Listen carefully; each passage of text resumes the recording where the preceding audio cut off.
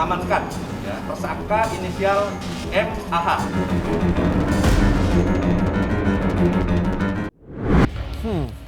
Teka-teki siapa sebenarnya Bjorka masih tetap jadi misteri meskipun polisi sudah menetapkan seorang pemuda asal Madiun, Muhammad Agung Hidayatullah, yang sebelumnya dikenal sebagai tukang es menjadi tersangka yang diduga membantu Bjorka menjalankan aksinya.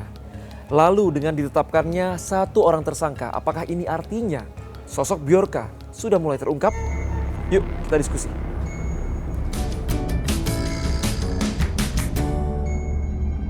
Teror hacker Bjorka sempat membuat pemerintah kelimpungan. Pemerintah sempat mengklaim mengantongi identitas asli siapa Bjorka sebenarnya.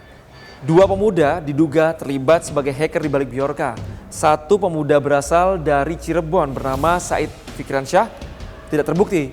Tapi satu lagi yang dikenal sebagai tukang es asal Madiun, Muhammad Agung Hidayatullah, justru diduga terlibat. Sebelumnya, sang penjual es ini sempat ditangkap, diinterogasi selama 2 hari di kantor polisi, kemudian dibebaskan, sudah kembali ke rumah, tapi tiba-tiba dinyatakan sebagai tersangka. Mengamankan ya, tersangka inisial MAH. Ya. Adapun peran tersangka merupakan bagian dari kelompok Bjorka yang berperan sebagai penyedia channel Telegram dengan nama channel Bjorkanism. Ya. Selanjutnya, channel Telegram tersebut digunakan untuk mengupload informasi yang berada pada Bridget 2. Tersangka pernah melakukan posting di channel @Bjorkanism sebanyak 3 kali. Padahal saat penangkapan Agung kemarin, Bjorka ini sempat komen soal penangkapan seseorang yang dikira dirinya. Nah, apakah artinya dengan ditetapkannya satu orang tersangka, sosok Bjorka sudah mulai terungkap? Nah, terkait masalah hacker atau peretasan ini, saya mau ngajak diskusi salah satu ethical hacker, namanya Putra Aji. Dia itu dulu dikenal pernah meretas situs dari Badan Penerbangan dan Antariksa NASA. Put, apa kabar? Alhamdulillah baik. Oke, Put, sebagai hacker juga, peretas juga, Putra melihat Bjorka ini kan polisi kemarin sudah memeriksa 2 orang ya, dan ternyata satu orang yang dari Madiun yang namanya Agung tersangka nih. Menurut kamu gimana? Apa ya? Kalau itu masih sulit saya jawab, tapi sebetulnya kalau bisa jangan kita fokusin dulu buat mencari Bjorka posisinya di mana. Tapi kalau bisa sih kita fokus di keamanan siber gitu.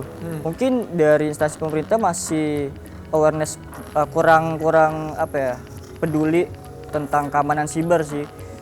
Ya harapannya mungkin dengan adanya peretasan dari Bjorka, pemerintah bisa lebih memperhatikan dari segi keamanan siber dan juga ada awareness lah terhadap cyber security gitu. Nah, Put, munculnya Bjorka ini kan sampai akhirnya membuat gaduh ya di Indonesia ya, bahwa data-data pribadi kita juga katanya bocor dan segala macam. Dan mungkin sebagian penonton termasuk saya, kalau untuk Bjorka ya udahlah itu urusan pemerintah. Tapi yang saya takutkan akhirnya gimana dengan data pribadi misalnya sosial media saya. Nah, kalau hacker bisa nggak sih ngehack yang let's say misalnya Putra cuman based on melihat nama saya terus bisa ngehack sendiri gitu? Instagram lah, kayak Instagram, platform sosmed gitu ya. Sebetulnya bisa, tapi memang ya bisa. Tapi tekniknya itu sangat panjang, yaitu jenis attack-nya itu namanya phishing. Nah, kalau phishing itu contohnya si attacker membuat website tapi dengan menyerupai halaman login si Facebook gitu. Nah, link URL-nya itu bakal dikirim ke target atau korban.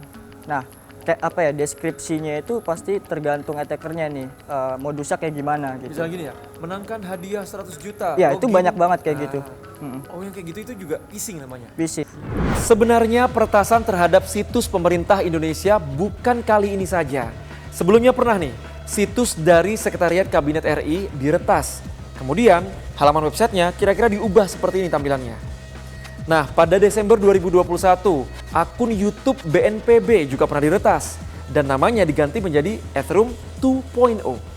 Pembobolan database Polri yang kemudian diunggah ke akun Twitter @sonic666. Kemudian si Sonic ini dengan akun yang berbeda pernah meretas situs dari Badan Siber dan Sandi Negara atau BSSN. Padahal badan ini atau lembaga ini dibentuk untuk melindungi keamanan siber Indonesia. Ternyata diretas juga loh. Kemudian ada situs dari Komisi Pemilihan Umum. Sejumlah situs KPU daerah pernah diretas dan sempat viral. Wow, yang diretas adalah situs lembaga besar, bahkan bagian dari lembaga keamanan negara. Apakah ini artinya semudah itukah situs kita diretas? Sebenarnya kebocoran data itu adalah satu keniscayaan. Jadi kita tidak mungkin data tidak bocor. Even negara maju pun datanya bocor kok. Jadi Amerika datanya banyak bocor. Kemarin Instagram bocor kan datanya, padahal mereka kan institusi yang besar dan berpengalaman di Amerika maju. Vietnam datanya bocor, Cina datanya bocor, ya kan?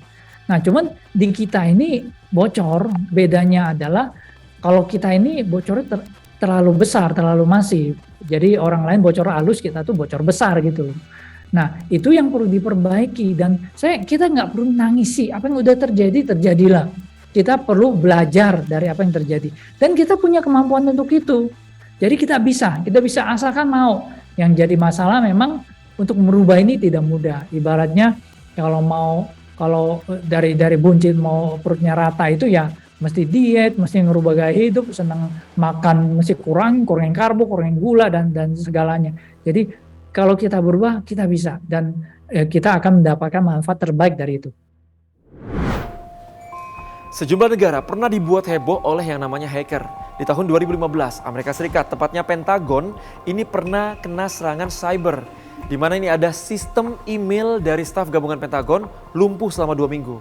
Disebut-sebut serangannya ini dilakukan oleh hacker dari Rusia. Kemudian Badan Intelijen Australia, situsnya juga pernah dihack. Bahkan ini mati total. Kemudian ada lagi Malaysia, negara tetangga kita ini juga pernah kena serangan cyber. Sama siapa? Sama hacker dari Indonesia. Sedikitnya ada 116 situs yang diretas. Tepat pada hari kemerdekaan Malaysia pada tahun 2009 lalu. Benar ya, tidak ada jaminan bahwa sistem digital itu benar-benar data kita 100% aman dari serangan cyber. Apalagi keamanan data masyarakat Indonesia belum terjamin. Kita bahkan belum punya undang-undang yang melindungi data pribadi. Jadi, apakah selama ini data-data kita nggak aman?